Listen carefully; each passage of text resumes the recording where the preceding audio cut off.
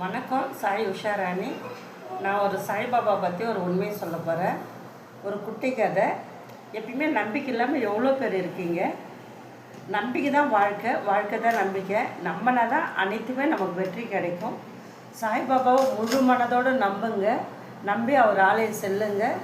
மகாபாரதத்தில் பாஞ்சாலியின் சேலையை துரியோதன் துயில் உரியும் டைமில் கண்ணா கண்ணான்னு அழைக்கிறாங்க, ஒரு கையை பிடித்து கொண்டு. ஆனால் கண்ணன் வந்தார், வரல.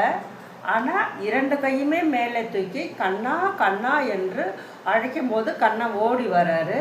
அப்போது என்ன செய்கிறாரு, ஓடி வந்து சேலை கொடுத்து காப்பாற்றுறாரு.